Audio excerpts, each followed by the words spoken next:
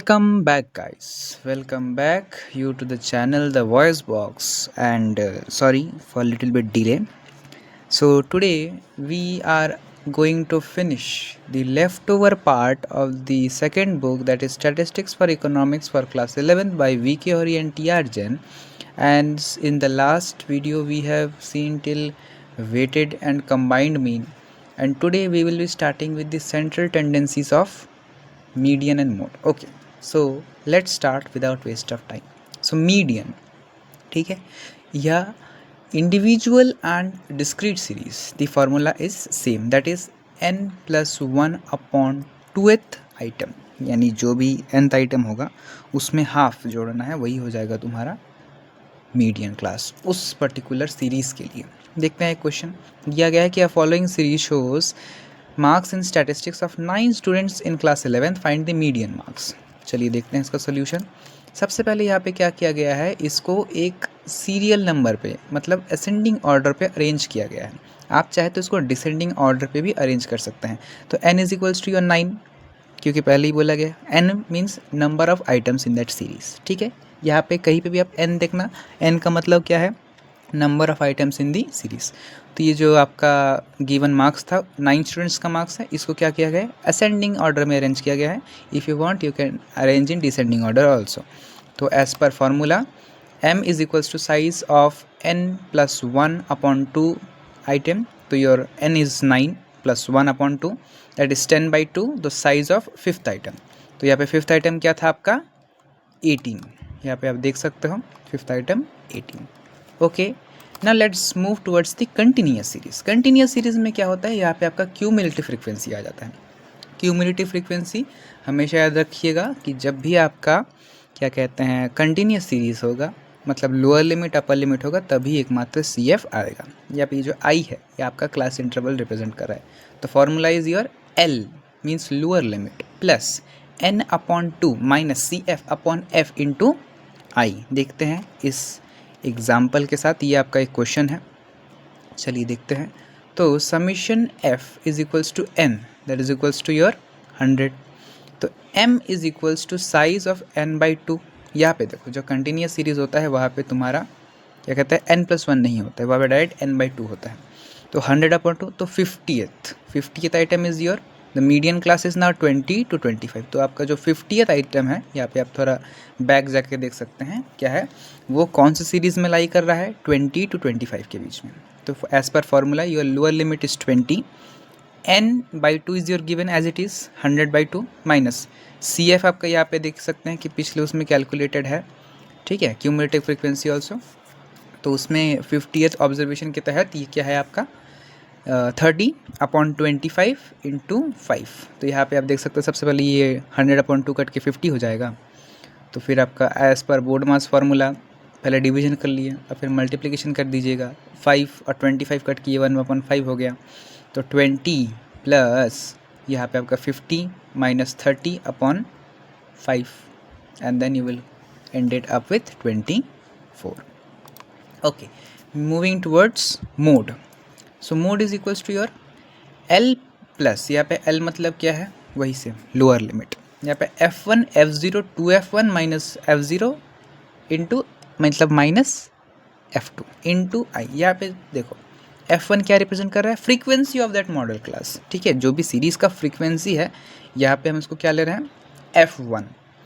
F0 क्या है, preceding the modal class. Preceding the मतलब उसके पहले वाला है। मान लो यदि फ्रीक्वेंसी किसी एक पर्टिकुलर टर्म पे है, उसके पहले वाला जो है वो होता है तुम्हारा F0, और उसके बाद वाला जो नंबर होगा वो होगा तुम्हारा F2, यानी सक्सीडिंग द मॉडल क्लास। याद है हम लोग बचपन में पढ़े थे कि what is the successor and predecessor. तो सक्सेसर मतलब उसके बाद वाला, प्रेडिसेसर उसका पहले वाला। ठीक है, अब आते हैं इसके एक सवाल पे, calculation of mode under individual series. ठीक है, दो मेथड है, by inspection method and by converting individual series into discrete frequency series. चलिए देखते हैं एक सवाल से। Age of 15 students of a class is reported below, find the modal class. ये देख सकते हैं यहाँ पे आपका एज है 12 15, तो n is given to you 15। So as per that अब हमने इसको क्या किया है, असेंडिंग ऑर्डर में रेंज। अब मैं बोल चुका हूँ कि आप चाहे तो उसको डिसेंडिंग में भी कर सकते हैं। तो an inspection of the series shows that 22 occurs most frequently in the series, hence mode is equals to your 22. तो मोड का एक आपको शॉर्टकट ट्रिक बता दो, मोड आपका प्लेस वैल्यू भी होता है, यानी किसी भी सीरीज़ में यदि कोई भी पर्टिकुलर टर्म खुद को बार बार रिपीट करता है और यदि वो मैक्सिमम बार रिपीट कर रहा है तो वही आपका मोड हो जाता है for that particular series under individual series. अब आते हैं by converting individual series into discrete series. तो यहाँ पे आपके सामने एक स्मॉल टेबल है, जैसे डेथ रेट पर 1000, ठीक है, ये आपका टोटल नंबर है। अब देखते हैं, तो यहाँ पे फ्रीक्वेंसी हमने बनाया, सो 10.4, 10.5, तो जो 10.6 है वो आपका कितना बार अकर हुआ है, 5। So as per that automatically वो हो जाता है आपका 10.6 is the value with the highest frequency of 5. So hence the 10.6 is the mode of that particular series, ठीक है। Now calculate the mode of the following data. यहाँ पे देखो, यहाँ पे आपका कंटिन्यूस सीरीज आ गया। तो कंटिन्यूस सीरीज में जो पहला फार्मूला मैं बताया था वही फार्मूला यूज़ होगा। कैसे, देखो L1 plus F1 minus F0 upon 2F1 minus F0 minus F2 into आई।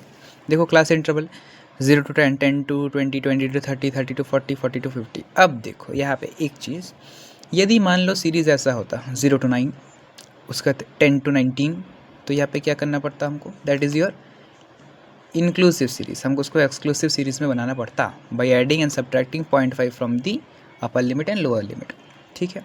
तो फ्रीक्वेंसी हम यहाँ पे किसको लिए हैं, 7 को, क्योंकि वो यहाँ पे हाईएस्ट वैल्यू रखता है। तो a glance at the series reveals that 20 to 30 is the modal class because has the maximum frequency that is 7। Following the formula is use to calculate the modal value. तो वही हमने बस उसके बाद direct formula use कर दिया, ठीक है। तो उसी के साथ हमारा आंसर आ गया 25। यहाँ पे बहुत बेसिक से कैलकुलेशंस है, just follow the rule of BODMAS, then only you will get the correct answer, ठीक है। Here it's just for your a small and quick revision purpose. तो मीडियन एंड मोड देख लिए। अब आते हैं कोरिलेशन पे। कोरिलेशन पे सबसे पहला फार्मूला आता है आपका Karl Pearson's coefficient of correlation. तो इसका वो जो यहाँ पे आपका आएगा standard deviation of x n into standard deviation of x and standard deviation of y. तो यहाँ पे इसको बाद में तोड़ के वर्तमान फार्मूला दिया गया है, that is your summation x y upon under root summation x square and summation y square. अब यहाँ पे जो एक्स है वो एक्स सीरीज़ का एक्स माइनस एक्स डैश है, यानी एक्स डैश यहाँ पे जो मीन है, यानी आपको यहाँ पे सीरीज़ का मीन भी निकालना है। Same thing happens with the y series. Now let's see with an example. ये देखो आपको ये एक्स सीरीज़ का दिया हुआ है, वाई सीरीज़ का दिया। अब इसको हम लोग को बोला गया कोरिलेशन कोफिशिएंट निकालना है यूजिंग कार्ल पियर्सन्स मेथड। देखते हैं, एक्स सीरीज़ हमने सबसे पहले बनाया, समेशन एक्स बनाया हमने 35, एन हमारे पास 7 है, उसके बाद x bar that is your 5। ये मीन हमने कैसे कैलकुलेट किया, याद करो, हमने जब इंडिविजुअल सीरीज़ में मीन पढ़ा था वहाँ पे हमने देखा था कि भैया x bar that is mean is equals to summation x upon n. तो यहाँ हमारे पास समेशन एक्स है दैट इज़ 35, एन है 7, तो 35 अपॉन 7 इज इक्वल्स टू 5। Same thing continues with the y series also. Summation y is given to you 70, n is 7, so y bar is equals to your 10, ठीक है। तो वैसे ही हमने अब डेविएशन, इसके बाद हमारा डेविएशन कैलकुलेट हो गया। डेविएशन जैसे x is equals to x minus x bar is 5, तो 2 minus 5 minus 3, 3 minus 5 is equals to -2। Following their squares, अब उसका स्क्वायर भी हमने निकाल लिया है। स्क्वायर करने के बाद फिर हमने इसका समीशन x का स्क्वायर निकाल लिया। Following same thing for this y series also. अब एकदम लास्ट वाले कॉलम को देखो, multiple of deviations of x and y। यहाँ पे आपको क्या क्या मल्टीप्लाई करना है, जो आपका स्क्वायर ऑफ डेविएशन है उसको मल्टीप्लाई करना है, ठीक है। तो यहाँ पे आपका ये जो देखो 18 आया। सिमिलरली फॉलोइंग विथ योर, जैसे ये देखो -3 इंटू -6 जो डेविएशन था, ये देखो multiple of deviations of x y. Deviation का कॉलम देखो, एक्स सीरीज में -3 into -6 plus 18 minus minus plus and following till 24। इसके बाद जब इसको हम लोग ऐड किए that is your summation x y is equals to 58। अब देखो यहाँ पे आके बहुत बच्चे फंस जाते हैं, दैट इज़ योर रूट निकालना। रूट कैसे निकाला जाता है, इसमें आपको सबसे पहले पेयरिंग का फॉर्मूला करना पड़ता है। आपको सबसे पहले पेयर करना है, जैसे 3 6 4 0, इसमें आपको सबसे पहले पेयर करना है, जैसे 36 और 40 अलग अलग पेयर। फिर 36 से परफेक्ट स्क्वायर है तो 6 से उसको काट दिए, ठीक है। अब उसके बाद आपके पास पूरा 40 का 40 नीचे आ गया। अब उसके बाद आपको क्या करना है, 6 + 6 12 लिख देना है। तो आपके पास 40 का कोई परफेक्ट स्क्वायर नहीं है, तो उसके लिए आपको एक डेसिमल डालना पड़ेगा। तो उसके लिए पहले हमने एक ज़ीरो लगाया, क्योंकि 6 के बाद डायरेक्ट पॉइंट नहीं लगा सकते, तो वहाँ पे हमने एक ज़ीरो लगाया, तो उसका ज़ीरो आया। अब पॉइंट वो जो डेसिमल लगाया हमने, फिर उसका ज़ीरो आया, ठीक है। तो अब हमारे पास जो नंबर आया वो कितना है, 60.3, ठीक है। अब जब हम उस 1203 को 3 से मल्टीप्लाई किया तो हमको मिला 3609। ये और भी एक्सटेंड हो सकता है, लेकिन I suggest you to do up till 2 decimal places and then your correlation comes, that is your positive 0.96, ठीक है। अब आते हैं नेक्स्ट पे, that is your shortcut method. I don't know how they call it a shortcut method, but हाँ, it is a shortcut method. इसका formula दिखने में काफ़ी बड़ा है, लेकिन इस फॉर्मूले में कुछ खास है नहीं, और स्टेप डेविएशन और शॉर्टकट मेथड में जस्ट एक डैश का अंतर है। अब वो डैश कहाँ से आता है मैं बता दूंगा। देखो डी एक्स डी वाई ऐसे याद करना, summation D x D Y minus summation D X into summation D Y upon N, उसके बाद बार इसका under root summation D x square minus summation D x का whole square upon N into under root summation D Y square minus summation D Y का whole square upon N. अब देखो ये जो डी एक्स है वहाँ पे क्या रिप्रेजेंट कर रहे हैं, एक्स माइनस ए एक्स, यहाँ पे ए मतलब assumed mean of x series, यानी deviation from assumed mean of x series, same with deviation from assumed mean of y series, and summation dx dy means sum of the product of deviations and n is the total number of items। चलो देखते हैं एक सवाल से, calculate coefficient of correlation between the price and the quantity supplied। यहाँ पे आपका price का एक है, सप्लाई है, ठीक है। देखते हैं कैसे किया है उसको। तो देखो प्राइस इज योर एक्स, यहाँ पे अज्यूम्ड मीन लिया गया है आपका ए को, ठीक है। और सिमिलरली जब डेविएशन निकाला गया so D X is equals to your X minus A, तो ए इज़ योर 8, एक्स हमारे पास है तो a 4 minus 8 that is equals to -4 and following like that. अब आता है स्क्वायर ऑफ डेविएशन, सो -4 का स्क्वायर 16, -2 का 4, 0 का 0, बहुत लोग यहाँ पे -0 भी लिखते हैं, तो -0 never possible. Then similarly same process with the y series, बस यहाँ पे अज्यूम्ड मीन 20 को लिया गया, आप किसी को भी ले सकते हो, डजेंट मैटर्स, ठीक है। इसके बाद हमारे पास क्या क्या आया, n समीशन डी एक्स का स्क्वायर, फिर डी वाई का स्क्वायर और summation D x D y. अब देखो हमने ये फार्मूला यूज़ किया, फार्मूला यहाँ पे यूज़ करने के बाद कैलकुलेशन यहाँ तक पहुँचा, तो तुम्हारे पास अब रूट निकालने का दो चीज़ है, एक है 213 माइनस 33.80 इंटू 250 का रूट। तो 250 का तो रूट हम लोग आसानी से निकालेंगे, तो हम लोग निकालते हैं दोनों का सब्ट्रैक्ट करके, तो 179.20 आता है सब्ट्रैक्ट करने के बाद, ठीक है। तो अब इसको हम लोग डिवाइड करते हैं तो हमारा आंसर आता है 13.386। यहाँ पे अप टू 3 डेसिमल प्लेसेस दिखा दिया गया है, but you need to use only 2 decimal places. जैसे यहाँ पे देखो 205 अपॉन 13.39, क्योंकि राउंड ऑफ नियरेस्ट टेंस करके हमने उसको 8 से उसको 9 बना दिया है, इंटू 15.81। 15.81 आपका आता है अंडर रूट 250 करने से, तो अप्रॉक्सीमेट वैल्यू है, तो ये here is it is also your 0.97। अब देखो स्टेप डेविएशन में पहले ही बोला था कि एक डैश डैश का अंतर है, वहाँ पे देखो डेविएशन x में तुम लिख रहे थे x माइनस ए, यहाँ पे आ जाएगा x डैश, तो x डैश में क्या आ जाएगा, जस्ट एक c आ जाएगा, that is your common factor. चलो इसको भी देखते हैं एक एग्जांपल से। ये देखो calculate the coefficient of the correlation between the price and quantity demanded, ठीक है, ऑलमोस्ट सेम ही क्वेश्चन है, बस वैल्यूज़ अलग है। तो यहाँ पे हमने कैलकुलेट किया, यहाँ पे आपको डी एक्स भी कैलकुलेट करना है, फिर उसके बाद आपको डी एक्स का स्क्वायर भी कैलकुलेट करना है।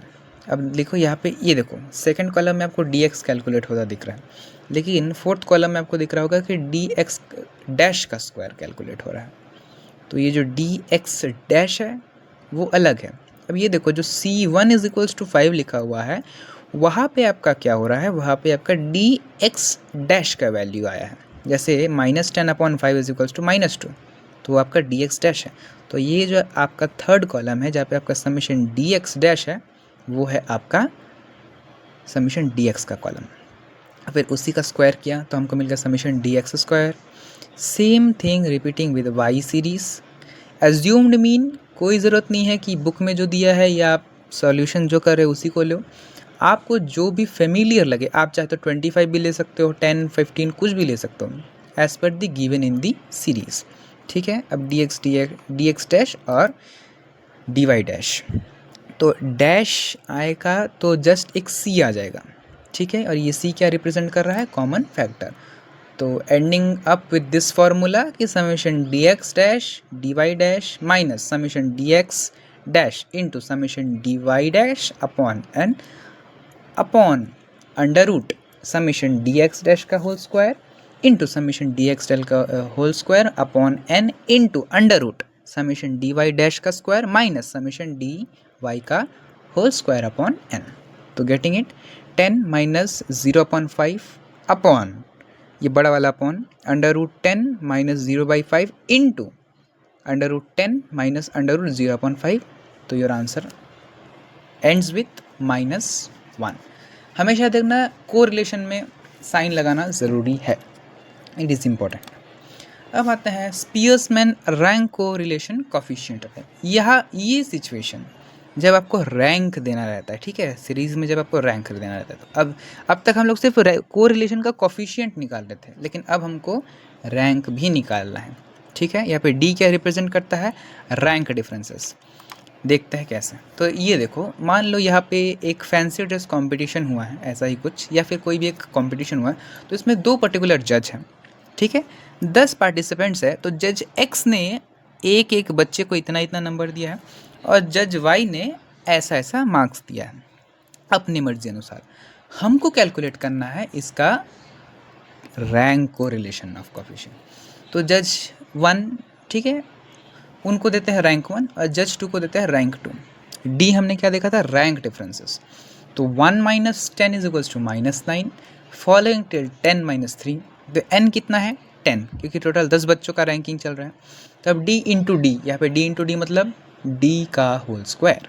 तो डी हमारे पास क्या है, R1 माइनस R2, तो वही -9 का होल स्क्वायर 81, -4 का होल स्क्वायर 16। अब हमारे पास समीशन डी एक्स का डी का स्क्वायर आ गया। तो just applying the formula 1 minus 6 summation d square upon n cube minus n. तो n इज योर 10, तो 1 माइनस 6 इंटू 264 अपॉन 10 का क्यूब माइनस 10। तो बहुत लोग क्या लिखेंगे, 10 का क्यूब माइनस 10 मतलब आपका हो जाएगा 100। सर नहीं, 10 का क्यूब मतलब 1000, 1000, तुमको 1000 से 10 मल्टीप्लाई करना है। ठीक है, following with that so your correlation of coefficient is negative. यहाँ पे नेगेटिव क्यों आया, there is a negative coefficient of rank correlation to be the tune of -0.6 which is fairly high. High negative correlation suggests that two sets of judgment are fairly opposite to each other। मतलब दोनों जज, आई don't no, लगता है दोनों जज ही एक दूसरे के दुश्मन होंगे। अब ये एक फॉर्मूला आता है, ये हम कब यूज़ करते हैं, जब रैंक्स आर इक्वल। मान लो 60 बच्चों के क्लास में 2 लोगों का 98% आया है, तो किसी को रैंक 1 और किसी को रैंक 2 हम कैसे दे सकते हैं, दोनों का तो परसेंट बराबर है, दोनों का 98.00% आया, तो या तो हमको दोनों को रैंक 1 देना होगा या तो किसी का घटा के हमको वो करना होगा। तो ये फार्मूला हम यूज़ करते हैं for calculating the rank correlation coefficient on the Spearman's formula when rank is equal. यहाँ पे m का मतलब क्या होता है, number of items of equal ranks. यहाँ पे आप d जानते हो, रैंक डिफरेंसेस। चलिए समझते हैं एक छोटे से सवाल से। Calculate the coefficient of the rank correlation between the marks in the economics and statistics indicated by 8 answer books of each of 2 examiners। 2 examiner हैं, वो चेक किए हैं पेपर, ठीक है। तो ये पेपर चेक करने के बाद उन्होंने ये मार्क्स इन स्टैटिस्टिक्स और मार्क्स इन इकोनॉमिक्स दिया है। तो हमने देखा है 8 आंसर बुक है टोटल, तो there are 8 answer books each in economics and statistics indicating different marks। Rank 1 is given to the highest in the statistics, 2 answer book indicate 10 marks। ठीक है, hence The first answer book has given rank 8 and the second as 7. So thus the average rank is equals to 8 plus 7. यहाँ पे यही बोलना चाह रहा है कि जो तुम्हारा स्टैटिस्टिक्स का बुक है उसमें क्या किया गया है, हाईएस्ट कितना गया है, हाईएस्ट गया है तुम्हारा 10 नंबर, 10 सॉरी हाईएस्ट नहीं 10 नंबर जो है वो 2 लोगों को दिया गया है। ठीक है, तो अब हम क्या करेंगे, एक ने दिया है 8th रैंक, एक ने दिया है 7th रैंक। तो अब हम इसका एवरेज रैंक क्या निकालेंगे, 8 + 7/2, क्योंकि 2 लोगों ने दिया है। अब यदि ये 3 लोगों ने दिया होता तो 8 + 7 अपॉन दैट वैल्यू अपॉन 3 हो जाता। ठीक है, तो average rank is equals to your 7.5। Similarly in the economics two answer books indicate 12 marks, देख सकते हो 12 मार्क्स दो को मिले हैं। तो इसमें एक को 6th रैंक दिया गया है, एक को 7th रैंक दिया गया है। तो वही 6 + 7/2, क्योंकि दोनों ने दिया है। अब देखो calculation of coefficient of rank correlation, जैसे यहाँ पे मार्क्स इन स्टैटिस्टिक्स ये दिया हुआ है, फिर रैंक 1 जो 10 है दोनों को 7.5 मान लिया गया है। सिमिलरली यहाँ पे जो 12 है वाई सीरीज़ में उसको 5.5 दे दिया गया। अब देखो डी हमको मालूम है R1 - R2, तो हमने ऐसा सब्ट्रैक्ट किया। नेगेटिव्स में भी कुछ देख सकते हो जैसे -4.5 -2.5। ठीक है, उसके बाद फिर डी का स्क्वायर किया तो हमको कितना मिल गया, समीशन डी का whole square using this formula. इस फार्मूले को हमने यूज़ किया, तो फार्मूले को यूज़ करने के बाद हमारे पास अब तक क्या रिजल्ट आया, 1 - 6 बिग ब्रैकेट 114 + 12 × 6 + 12 × 6 अपॉन 512 - 8, तो फाइनली एंडिंग अप विथ -0.36। तो कोरिलेशन में मैं बार बार कह रहा हूँ sign is must, either your answer is in positive और इन नेगेटिव। अब आता है इंडेक्स नंबर पे। सिंपल एग्रीगेटिव मेथड आसान है सबसे, इसमें 2 चीज़ याद रखना आपको, बेस ईयर और करेंट ईयर। ठीक है, पहला फॉर्मूला है P01 is equals to your summation P1 upon summation P0 × 100। यहाँ पे P1 होता है तुम्हारा price commodities of the present year, P0 यानी बेस ईयर। तो यहाँ पे देख सकते हो प्राइस कमोडिटी इन 2011 और प्राइस इन 24 दिया हुआ है। चलिए देखते हैं इसका क्या है। तो ये सबसे पहले हमने प्राइस इन 2011 P0 और प्राइस इन 2024 दोनों को कैलकुलेट कर लिया, तो हमारे पास समीशन P0 और समीशन P1 आ गया। तो directly putting in the formula 176 upon 107 × 100 that is equals to your 164.49। यह सबसे आसान फार्मूला था। अब आता है सिंपल एवरेज में। सिंपल एवरेज में वहाँ पे था तुम्हारा P1 अपॉन P0 × 100, जस्ट यहाँ पे इसका होल का सबमिशन लेना है। ठीक है, तो होल का सबमिशन P1 अपॉन P0 × 100। देखो यहाँ पे प्राइस 2011 वीट 100 रुपीज़ पर क्विंटल, यहाँ पे क्यूटी मतलब क्विंटल है, यानी पर 100 kg का दाम था 100 रुपये। घी 8 रुपये पर kg। Then milk, rice, sugar. अब 2024 में यही दाम क्या हो गया, 240, 16, 800, 600। देखते हैं, तो construction of simple index number as per simple average of price relative number. तो बेस ईयर 2011, करेंट ईयर 2020-24। ठीक है, तो इसको जब हमने कैलकुलेट किया तो हमको मिल गया ये 200 upon 100 × 100 is equals to your 200। क्यों, हम यहाँ पे P1 अपॉन P0 × 100 कर रहे हैं, तो P1 is your this current year, P0 is your base year, ऐसे करके फिर समेशन P1 अपॉन P0 is equals to your 100 which is equals to 2500। तो 2500 अपॉन 5 इज इक्वल्स टू योर 500। ठीक है, अब आता है ये 3 इंपॉर्टेंट फार्मूलाज में, Laspeyres method, Paasche's method and Fisher's method. सबसे आसान तरीका बताता हूँ फिशर्स मेथड याद करने का। लेस्पियर का मेथड और पास्टियर्स का मेथड अब रट लो, तो फिशर्स का मेथड बन जाएगा, क्योंकि फिशर्स का मेथड है तेरा √L × P, यानी लेस्पियर्स मेथड इंटू पास्टियर्स मेथड को यदि तुम √ कर दो तो तुमको फिशर्स मेथड मिल जाएगा। कैसे, देखो लेस्पियर्स मेथड में देखो P1 और बाकी सब जगह देखो 000 है, यानी प्राइस ऑफ प्रेजेंट ईयर, लेकिन क्वांटिटी फिर प्राइस ये सबका किसका ले रहा है, बेस ईयर का ले रहा है। फिर पास्टियर्स मेथड में देखो 3 करेंट ईयर लिया है, 1 बेस ईयर लिया है। ठीक है। तो यहाँ पे देख सकते हैं राइट एंगल बन रहा है, एक राइट एंगल की तरह, बस। तो अब उसी राइट एंगल को फॉलो किया गया है। तो Laspeyres into Paasche's into 100 is equals to Fisher's method. एक सवाल में हम तीनों फार्मूले को अप्लाई करके देखते हैं, क्या लगता है आपको कि तीनों में इक्वल आंसर आएंगे? आइए देखते हैं। तो ये देखो, price of 2011, expenditure of 2011, price of 2024 and price of 2020, expenditure of 2024। बोला गया construct an index number of the prices for the given following data, Laspeyres method, Paasche's method and Fisher's method. देखते हैं। ये देखो, हमने इसको ऐसे बनाया है। तो 2011 का P0 हमारे पास दिया हुआ है, Q0 भी दिया है, P1 Q1 भी दिया है। अब हम क्या करेंगे, प्रोडक्ट निकालते हैं।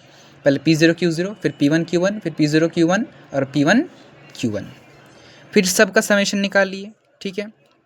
अब आता है कैलकुलेशन पे। तो लेस्पेयर्स का मेथड क्या है, summation P1 into Q0 upon summation P0 Q0 into 100, directly putting the additions and writing the answer. Same thing with the Paasche's method, देख सकते हो, summation P1 Q1 upon summation P0 Q1। ठीक है। अब आते हैं फिशर्स मेथड पे।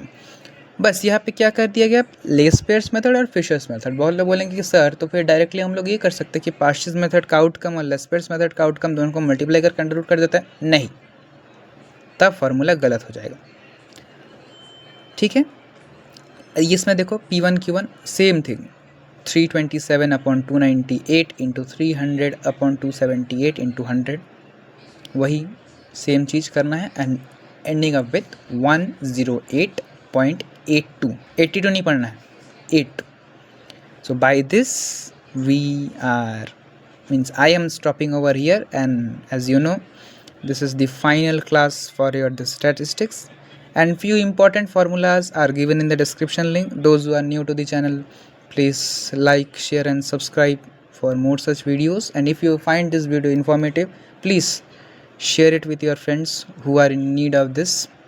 And all the best for your economics exams. And if you have any doubt, you can ask me in the comment section, or if you want to personally talk to me, you can mail me on the email thevoiceboxproductions@gmail.com.